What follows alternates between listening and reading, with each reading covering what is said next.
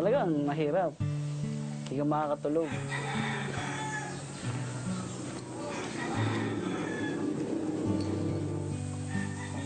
Lahat ng legal na dapat gawin, ginawa na namin.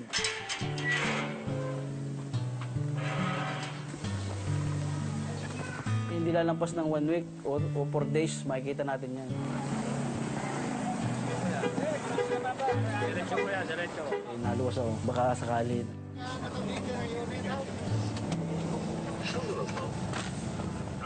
Dahil sa kagustuhan mo nga na makita mo yun.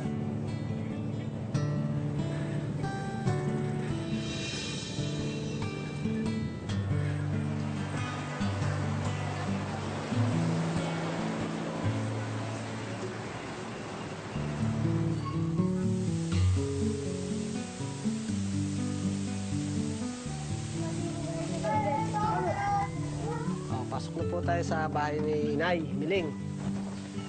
Ito po kami sa alas. Malimit po siya. Dito siya nakahiga pag nanonood ng TV. Nick is the third of 8 children of Melitona Di Mayakyak, Inay Meling to family and friends, a 72-year-old housewife from Bawan, Batangas. Ano po yung kwarto ng mga kapatid ko. Kalimitan po, pag sa gabi, lagi sumisilip siya. Pag yung alang kumpleto na yung mga anak niya, gano'n. As a mother, Inay Meling spared the rod but raised her children with a firm hand. Ano ba, wala ka pa sa bahay. Gabi na, hindi pa na uwi. May alas 12 na, gano'n. Hinahanapin ka. Halimbawa, yung oras ng pagkain, wala ka. Tatanungin ka lagi ng, ano, kung nakakain ka na, gano'n.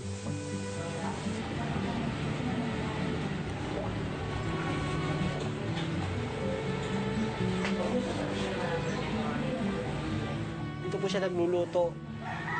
Kung narito po siya, hindi po pwedeng may mga ganitong nakapestong marumi. Nagagalit po yun. Like all mothers, Inay Meling takes pride in a clean and orderly house. Maligalig siya pagka sa bahay, pag talagang kailangan malinis, talagang kinikis-kis na yung floor.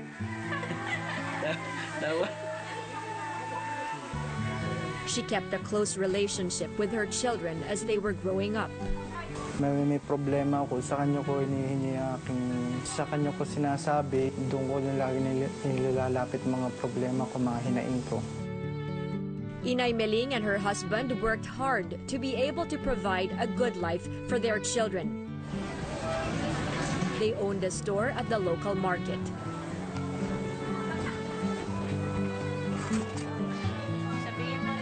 Father ko, tapos yung mother ko may bigasan. Talagang nagsisikap siya sa pagtatrabaho para lang mapaaral kami lahat. Ginusto nila makatapos kami dahil sila hanggang grade 6 lang natapos ng mother ko. Ang tatay ko naman hanggang 4th year high school. Kumbaga, ang pinakatanging yaman na lang na ibibigay niya sa amin ay yung edukasyon.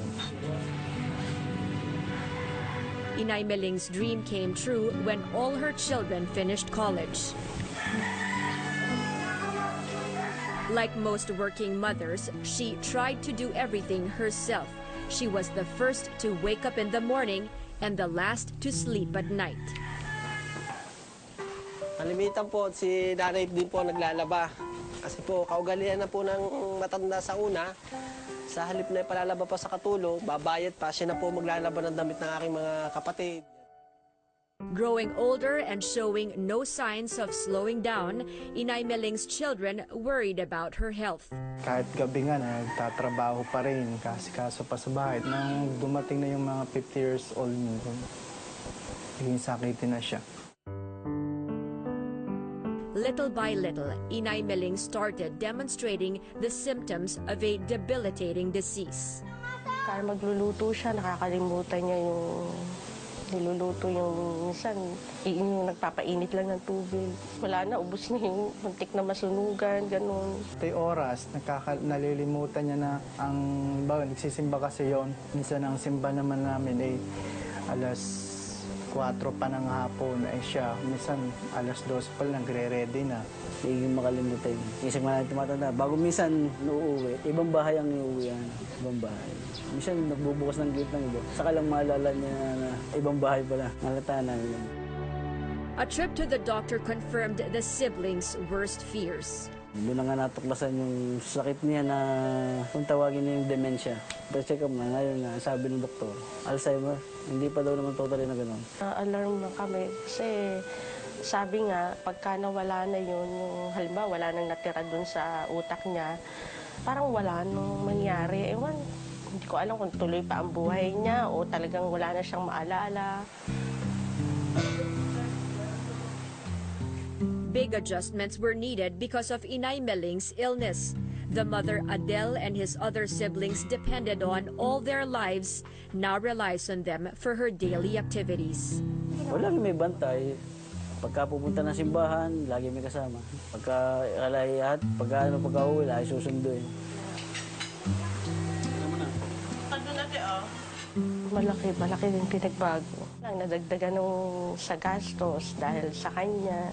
Siyempre, kailangan laging masarap ang pagkain niya. Yung gatas niya, kailangan yung pinakamahal na para sa memory niya. As her condition worsened, Inay Meling traveled regularly to Manila for checkups. Yun namang hipag ko, dating nurse sa PGH. Siya nag-asikaso ngayon ng pagpapatingin sa doktor. Every month, nagpapacheck up. It was on one of these regular trips to the city when tragedy struck the close-knit Dimayakyak family. Madaling araw kasi naalis ng mga yun eh. Ang luwas pa kasi niya, dapat 2 o'clock. Nagising siya minsan ng 11. Hoy mother, mamaya pa kayo, tulog muna kayo, mamaya pa kayo mga alas 2 ng alis niyo. Ala ko ikay, maaga pa, gano'n, di tatawa pa yun. Higa ulit. Yun, 2 o'clock, gigisingin na nung aking hipag, paluwas na yun. Lagi naman ako nagigising pagka naalis sila. Sabi ko, yun, ingat na lang kayo, parang gano'n. Little did Adele know the quick exchange with Inay Meling that chilly December morning was going to be their last. After the initial shock, a persistent fear. The siblings wondered what dreadful fate befell their aging mother. Namamalimos lang siya. Nandiyan lang siya sa basura. Ayoko. Kawawa eh.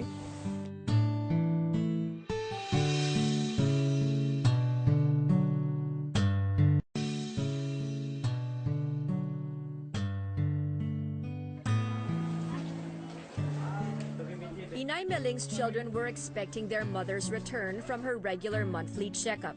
Instead, they received news no child would want to hear. Tumawag sa akin yung hipag ko. Sabi niya, hindi. Nagkahiwalay daw sila ng mother ko. Ang sabi niya, nag-CR daw, sinamahan niya sa pinto. Alam mong ganyan, matanda na rin naman niya. Dapat sinamahan mo mismo sa loob, dapat. Natakot ako. Hindi ko alam kung ano mangyayari dahil alam ko ang mother ko ay ulyanin na. Adele lost no time. He rushed to Manila to look for Inay Meling. Dalawa nga kami sakay na agad nun eh. Sabi ko saan nawala. Dito daw sa harap. Dito. Doon kami naghahanap sa harap ng PGH.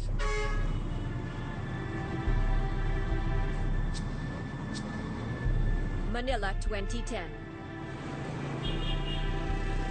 A bustling city of close to 1.7 million people.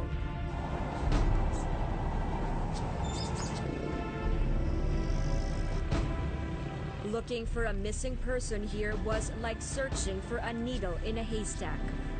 The task of finding an elderly woman with Alzheimer's seemed insurmountable. They spent the first few hours looking for Inay Meling in front of the hospital along Taft Avenue. Hindi namin nakita. Tapos nitong hapon na, yun, nagkatanungan na kami ng aking hipag. Yun talaga. Sabi ko, isang ba talaga nawala? Eh, doon pala sa OPD nga. OPD, or the outpatient department, was on the other side of the hospital. To Adele, the mistake cost them the crucial first hours of the search. Doon sa pag-interview nga namin doon sa mga sumunod na araw, abot na abot na sana. Dahil pauli-uli daw doon sa gate ng OPD. Nung mga around 5 o'clock to 5:30. Siyempre, sayang kung pagkakalam, sayang, hinayang. Sana nakita na agad namin. Adele couldn't help but blame his sister-in-law. Ba't di mo sinabi sa amin? Sana nung time na yun, doon kami nakapaghanap. Doon sa may part ng yung OPD kasi, sa may paglabas mo, paura eh. Akala na din nalaman namin nung bandang hapon na yung pala, tanghali pa pala nawawala. Kaya hindi agad namin narespondahan yung pangyayari. Alger and Gigi stayed behind in Batangas. Halo-halong emosyon na nangyayari. Parang gusto kong pupuntang Maynila pero hindi ko man magawa dahil nga ako yung inaasal sa tindahan. Minsan habang nagtitinda ako, para lang napapaiyak. Masakit kasi hindi ko magawang hanapin siya.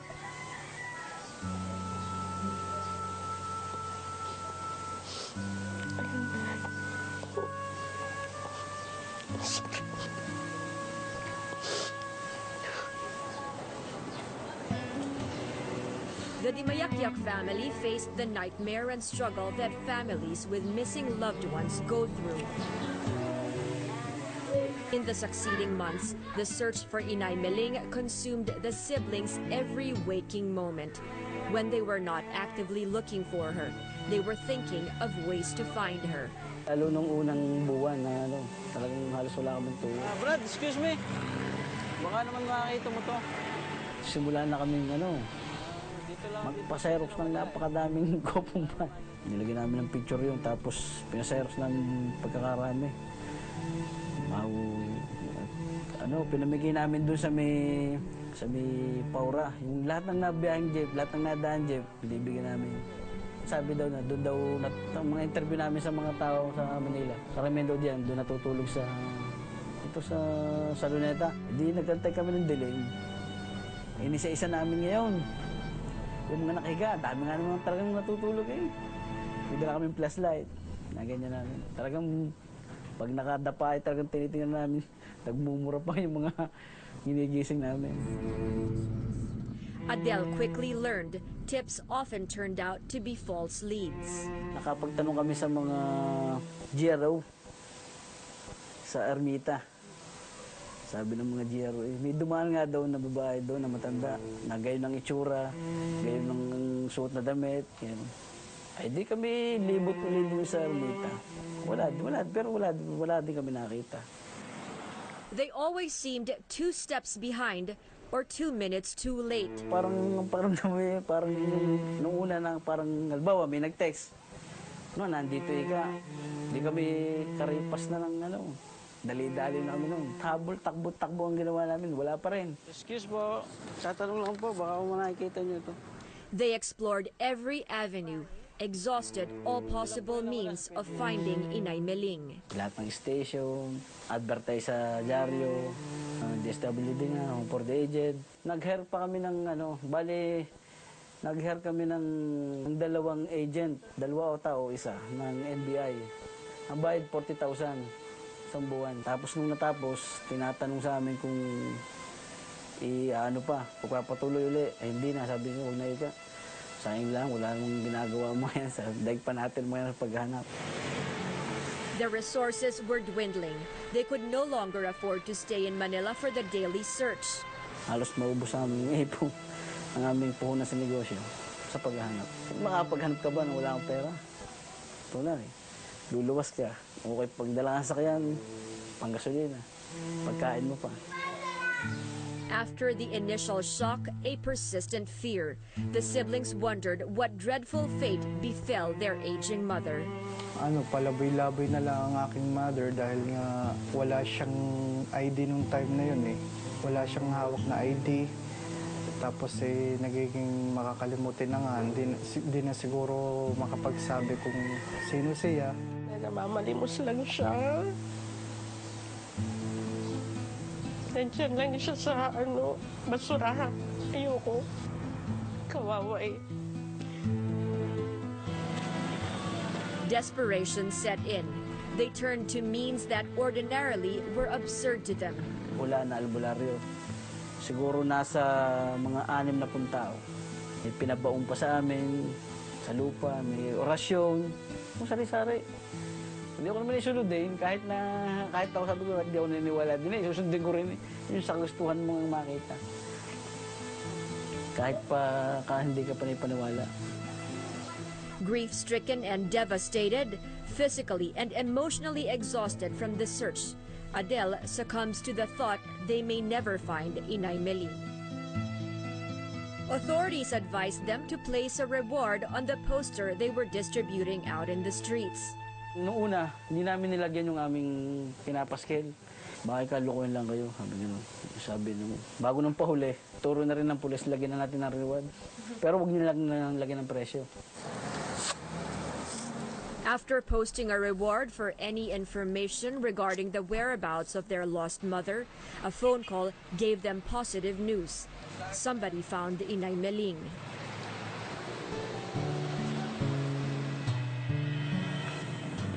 It was the first glimmer of hope after a long time of searching. Sabi niya, nakasabay daw niya sa bus, nakatabi sa upuan.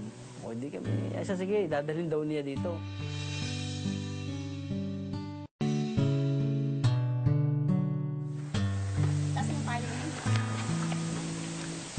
In the middle of that miserable first year, when all hope was lost, Gigi got a phone call from somebody claiming to have found their mother. First na tao siya talagang tumawag na hawak daw nila ang mother ko. Nakasabay daw niya sa bus, nakatabi sa upuan. It was the first glimmer of hope after a long time of searching. Tumawag siya, sabi niya, o kausapin mo ang mother mo. Yun, ganon. Na ayaw magsalita nung kausap ko. Ay, hindi naman siya ganon. Inisip ko na lang na siguro, baka nga na-trauma. Kaya siguro hindi makapagsalita. Kaya parang naniwala na nga kami nung panahon nun. But Adele had reservations. Dadalhin daw niya dito. Basta kahit padala ng pumasahe, mura lang ang pumasahe sa bus eh. Ang gusto mag-aeroplano. Ngayon, sabi ko, naku, mahirap yan. Huwag na kayong makipag-usap. Desperate, Gigi clung to any strand of hope that they could get their mother back. Sabi ko, try ko rin. Pera lang naman yan eh. Umahalaga makita nga.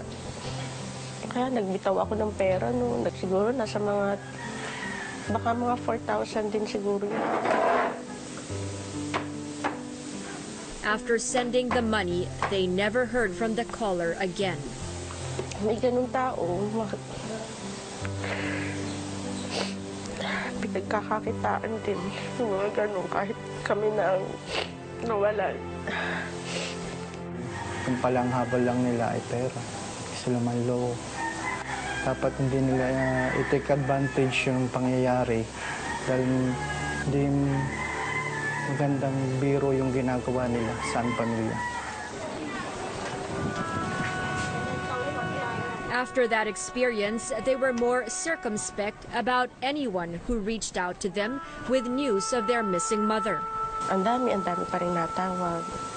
Di basta sinasabi na lang namin na kung talagang hawak nyo, dalhin nyo na lang sa police station, pupunta na lang kami doon na lang. Ganon na lang. Naging aral din yung nangyari.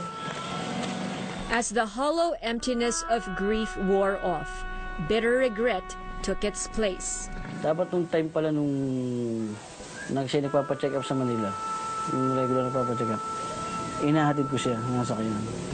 Hindi yung hinahayaan ko silang nagko-commute, hindi mangyayari nung mawala siya. Hindi. Sana baka kung naghanap ako, baka nakita ko. Pero hindi nga pwede nung panahon. Biglang nalaman ko na buntis na ako sa pangalawa kong baby. Hindi na ako masyadong nag-isip. Kasi nga, buntis pa na ako.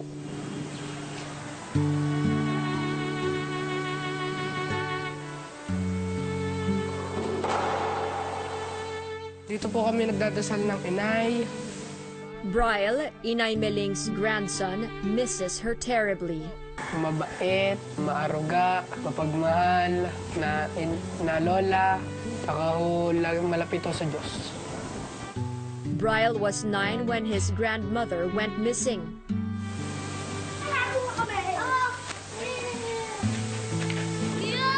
He's sorry his younger siblings and cousins did not get the chance to know Inay Meling.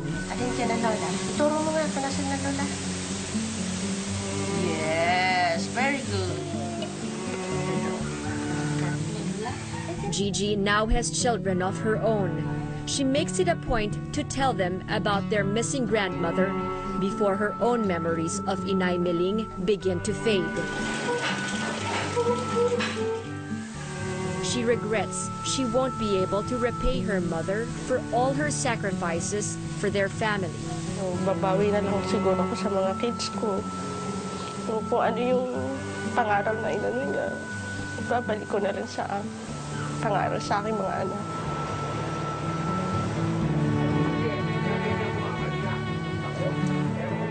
Eventually, their determination began to wane. After 2 years o 3 years talaga, tumigil na ako. Parang pinapollow up na lang. Tapos nakaano sa Facebook. Yun, doon na lang kami umasa sa Facebook.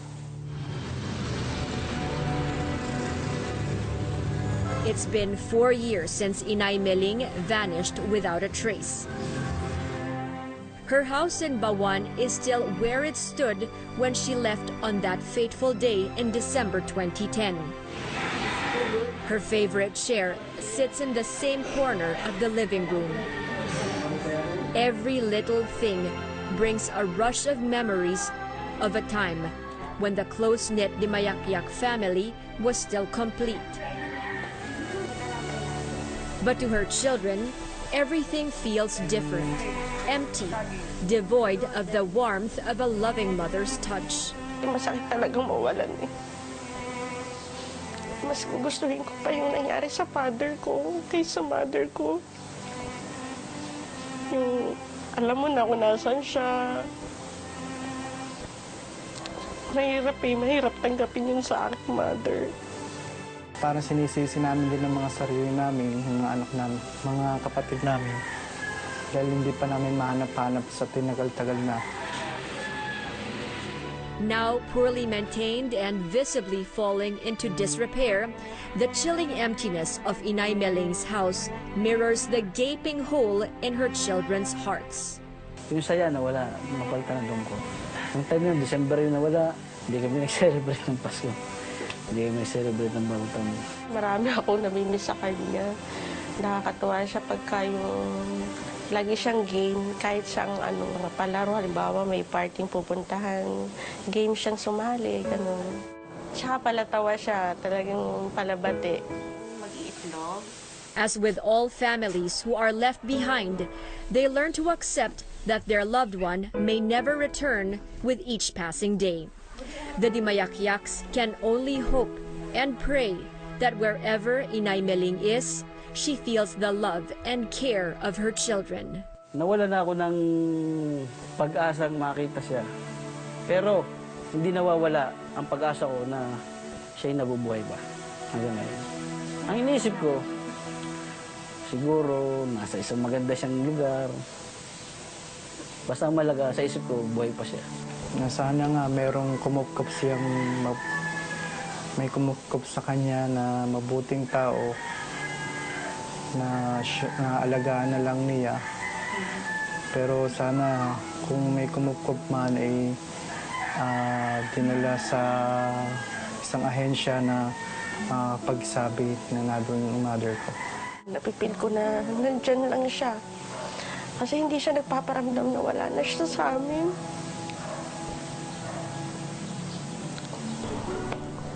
Kailangan mag-move on. Kahit mahirap.